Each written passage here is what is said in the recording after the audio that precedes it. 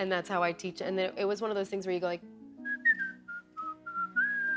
not bad. Pretty good, yeah. It's good. Thank you. Less than 24 hours before Snow White's premiere, the Walt Disney Company finally let critics post their public reviews of the live-action remake. Obviously, Rachel Zegler and the crew of the movie are not having great success here. Leading critics say it was a total failure at launch. Much worse. All right, let's present you Snow White's current situation. Hi, ladies and gentlemen. Welcome back. We enjoy sharing good news with you. We try to explain entertainment. When the chance presents itself, though, we will go over the presented entertainment analysis in perfect integrity. People look at us. We are on Rotten Tomatoes. Disney instituted a film embargo allowing early moviegoers to post their official reviews just about 25 minutes ago. 48% of Snow White's initial occurs in the first hour as you click the like button. I was recording when this video came out 90 minutes ago. Those who could post right away now account for 48% of the overall. This will continue, and I sense that the score will climb, folks. I think it will grow as media sources try to win the mouse by acting constructively and show Disney favor through reviews. They will want this to at least reach the 50s, even if things could get worse. I think they can do it. Look at this. We wish to get it among only the best critics. You never know how things will turn out overall. We do this since when we approach top critics, we are looking at people with job stability. These are not the cupcake makers or the pixie dusters. These people work for big companies, thus they are not obliged to abide by Disney policies to get another invitation. As you can see, Alison Willmore hails from the New York magazine Vulture. Owen's Liz Shannon Miller comes from Variety. You have the Daily Tayer, the Newsday, the Movie Rating, and so on. Most of these people are among the top critics, thus, they have attained this level, quote unquote. Disney cannot just say, "You're not invited next time," since they are supported by institutions not because they have a better point of view. We'll look at these instead of just all the critics since we disagree with what you mentioned. It's quite interesting as well. Most of them show splats and tomatoes. We simply know their official score since these are so early. Liz Shannon Miller's main critic now rated it a C+, which is considered as a splat. I detest the Rotten Tomatoes system. I love the website critic list and sites like Metacritical since I like how they do it more openly, but this is what we have.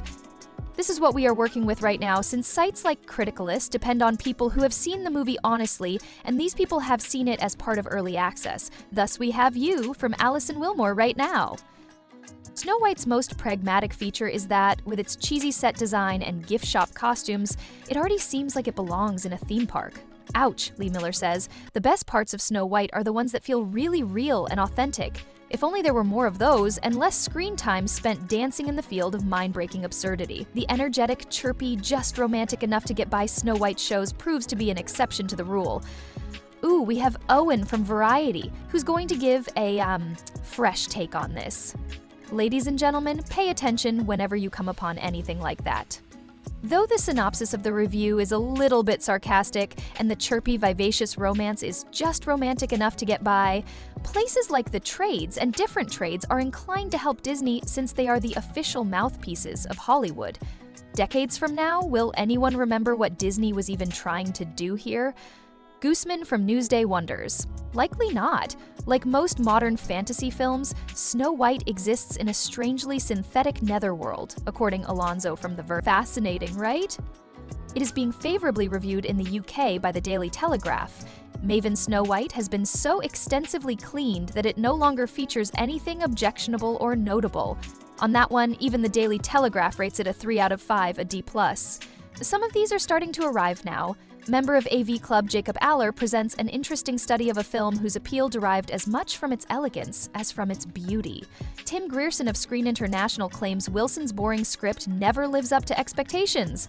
Oh buddy, naturally, USA Today and IndieWire are giving it great reviews. I would pay attention to what USA Today's favorable ratings have to say. Among the old material, Snow White has modern relevance. Exists a Xeropologist or Zegler out there? Based on what I know, Brian Truitt does. Don't you find it amazing when reviewers are activists in their reviews? Oh, that's much of fun. William Biani from The Wrap claims that Disney's live-action Snow White remake has nothing wrong with it that would not be fixed by cutting it down by 26 minutes. Kevin Mayer, Times United Kingdom's mayor, says, oh, and The Hollywood Reporter, another trade, pays attention, ladies and gentlemen, to another trade, claiming it is a new low. If that sounds like the usual template for female emancipation that is practically necessary in modern fairy tale retellings, it is, but Zegler gives it life and sells it with passion. Though I think Zegler is fantastic since I share her political opinions, sentence number 1 utterly runs counter to sentence number 2. This is interesting how this turns out, and it's funny that the tradesmen are the ones showing up to save the day. I'm not sure David Rooney shares the same sentiments. Even the Daily Beast, people. If you can't get the Daily Beast, you're done. Go out and say everything Zegler has advised, and you won't get the Daily Beast. According to this rag, the Daily Beast, Trump was betting a pregnant woman who was about to deliver. The Daily Beast claims that identifying it as the most pitiful mouse house renovation of all does not require a magic mirror.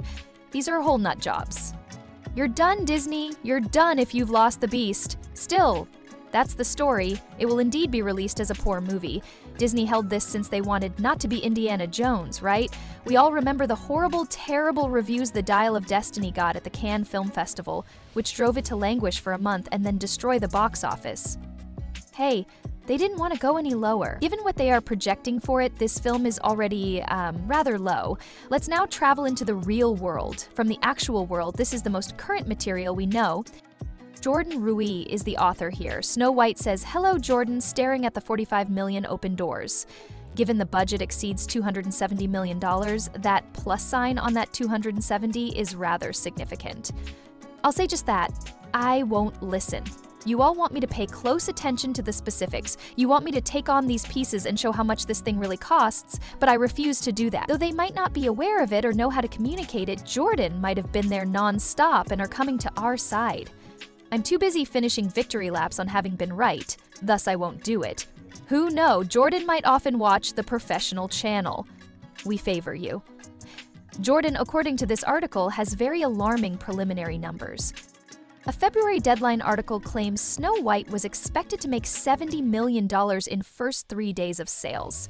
Box Office Pro tracked $65 million later that month, but The Hollywood Reporter just last week said the film was expected to make between $50 and $56 million. 3 days before the movie came out, the numbers dropped even more. Today, Snow White seems to be aiming for an opening between $45 and $50 million. That is terrible. The reviews hadn't yet been published as of the time this article was written, thus there is growing opinion that they won't have much influence. Ladies and gentlemen, it will matter. That which we are beginning with is such a horrible category, that which matters. This is already terrible, it will matter. People have already developed impressions of the film. The controversies around it have turned off them. The trades assert Snow White's budget was $270, but it is most likely much more. Jordan, kindly let me hug you. Here is Jordan for you. You did great, Jordan. Get over that, folks, and assist the actual world. Forbes stated 270 in December 2023, but that was before summer post-production and reshoot started. You, sir, I will be bringing you on as an emeritus professor at Pro University for Entertainment Studies. Jordan, you will be here to guide our future scholars, Jordan says. I'm being generous here, adding Snow White would most likely need to break even with about $700 million. For the Mouse House, the film becomes a Marvel-level disaster meant to avoid. Clearly, the movie has gone above its $180 million original budget, mostly due to many reshoots, rewrites, and, most importantly, a backlash driven by Peter Dinklage. Dinklage was a total jerk about it, and Disney came under a lot of fire once he spoke up. Given this is a PG channel, Jonas, I won't say it the way you would. People, Jonas, I have in ear. Jonas, they can see the word and know what it means. I merely added a sound. People. The film has surely exceeded its $180 million budget, mostly due to many reshoots, rewrites, and, worst of all, a backlash from Peter Dinklage. Better still, Jonas, Dinklage was a real hygienic tool. All right then, that will be our basis. Dinklage was a real hygienic solution. Disney came under a lot of criticism when he objected to the dwarves cast, including small people. It still bothers me the way we refer to those with different verticality. Calling people little people seems inappropriate. Though I know that this is what our society has decided, we should rethink this. What I want to know is the exact amount of money that would have been saved if Disney had decided to ignore Dinklage and his ranting, not use CGI, and just stick with the original plan of casting 7 actors with ism, Jordan says, following their ultimate replacement by CGI. Jordan, this is the one exception in which I will disagree. Nevertheless, I will do it gently, since there is always opportunity to learn something fresh and maybe you know something I do not know. I think the original scheme called for using the 7 bandits, the dirty hippies. They realized they had to use dwarves, but Dinklage was out there, thus they had to use computer-generated imagery instead, since they received so much negative comments. For those with dwarfism, Disney's new inclusion is therefore exclusion. Folks, that is the narrative. Snow White won't open for Disney at all. Right now, it's just 48%. Will it collapse? Will it soar? You enlighten us. Share with us your expectations. When the assessors start releasing their ratings, what will happen? And will Disney be able to surpass the target 60% level? You tell us where this ends in terms of the final rating on Rotten Tomatoes, and how that will compare to websites like Critic and Metacritic, but I don't think that will happen so that they can land Snow White fresh. All right, everyone, now is your time to participate. Share your ideas and leave a comment below to participate actively, rather than just listening passively.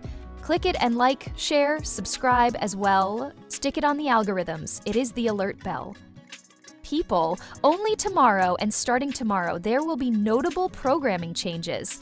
March 20th, Thursday is that. Disney shareholder meeting is under progress. This is like the Super Bowl here, but we always prevail. You should pay close attention for the show scheduled at 10:30 a.m. Eastern Time. At that point, the pro show will begin.